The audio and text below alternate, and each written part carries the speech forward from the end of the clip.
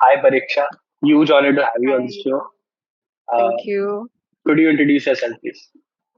Okay, so my name is Pariksha Onta. I was born and brought up in Nepal.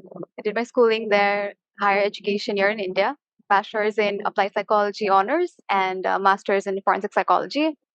And right now I'm interning in a forensic psychology lab. Mhm. So yeah, that's about it. So, the topic we are going to talk on is based on forensic psychology only. So, Okay. can we start by what is the relationship between a criminal psychologist and law enforcement authorities? So relationship would be more like criminal psychologist works with the law enforcement agencies in helps them in cases. So a court order comes, like right Mhm. now what we do here in India for now is a court order comes, suspect or whoever the person like the particular crime has been alleged. Okay, Right. so that person is sent from the court by the with the investigating officer to the lab. Then a interview happens, pre-test interview.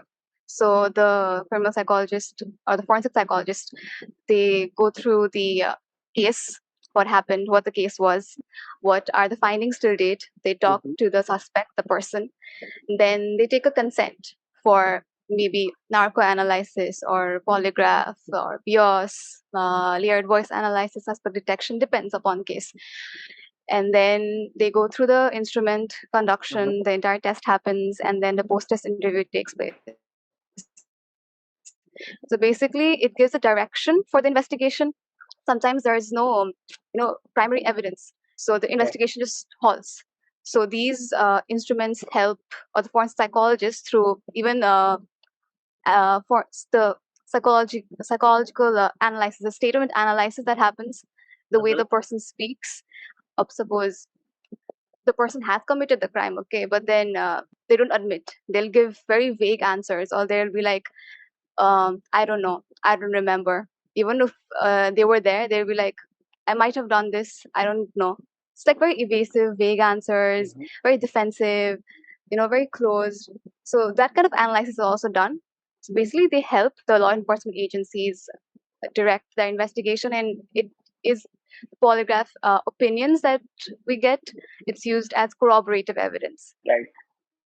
It's not like direct evidence. So direct evidence would Right. always be witnesses giving their statements, like eyewitnesses and all, and the documents, whatever you get from the crime scene and related to the crime. But then whatever we do is corroborative.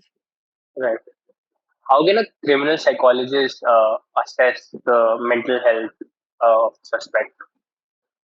Okay, so when they come to the lab, Mhm. the state or central forensic lab, so the demographic details is taken to know what the background of the person is. So the family background is also taken. Mhm. Then a mental status examination happens to see the functioning of the person. Then there are certain assessments like draw a person test or draw a house tree test for to see how the personality of the person is. Mhm. And then there are tests like the MCMI, the Minnesota Multiphasic Personality Inventory. So there, the MMPI has these scales like lie scale, denial, defensive scales like that. Like, sorry, validity, Mhm. clinical, content scales. So you see if the person is malingering. There are also scales like competency to stand trial, and a mental state during the alleged time of offense. So there are a lot of tests that's there in use, but I mean, in Indian context, I haven't seen these being used till date. It's based Right. mostly cases come for the instruments, and depending upon the case, they might use, but till now, I haven't seen such Mhm. tests being used. But yeah, in foreign nations, they are used. Right. So, can criminal psychologists be called upon courts as expert witnesses? Yeah, they can be depending on the case. Again, for Mhm. civil cases, if you talk about India, then mostly criminal cases is Mhm. being handled in the forensic labs. Abroad, civil cases as well. like child custody cases, and is the emotional pain like really there, the claimed emotional pain. So cases like that, criminal cases, obviously, I mean, was the person really insane? The person said, I did it under, pressure, Mhm. or I was forced to do it, or I was not in the right state of mind. So you give an opinion if was the person really what Right. he claims to be. Right. So it gives a trial of the fact. Mhm. The picture gives them an understanding of the behavior, cognition, emotions of the person under Right. trial. And then again, in the end, it's the judge who takes the final decision. Mhm. Right. What is your specialization and how can one contact you? So my specialization for now, obviously forensic psychology. It was in correctional psychology, so more into prisoner rehabilitation, Mhm. victim rehabilitation, prison reforms, and juvenile delinquency. So Mhm. it was that. Right now, I am more into. I mean, the internship act mostly like exposes me for uh, cases in that uses these forensic Mhm. psychology statement analysis and the instruments. Right. So, I mean, contacting me would be best with through LinkedIn. I Right. can answer the questions there. Since I'm still learning, I might not be able to give an entire picture. Mhm. Um, if you talk about India, then I can give you a picture of how it is here. Abroad, maybe I can connect you with friends who are there. Like, there are friends who've been studying in the UK, and it's pretty Mhm. different from what they've been studying and what we are studying. Right. Right. Right. Okay. How can one become a criminal psychologist? Okay, so first of all, you need psychology background. So the basic. But then again, if you have like law background as well, like LLB, right? So yeah. Mhm. So if you even if you do that, or even forensic science, here you can opt for masters in criminology or forensic psychology, and they take in people from background of with the background of law and forensic science as Okay. well, even computer science.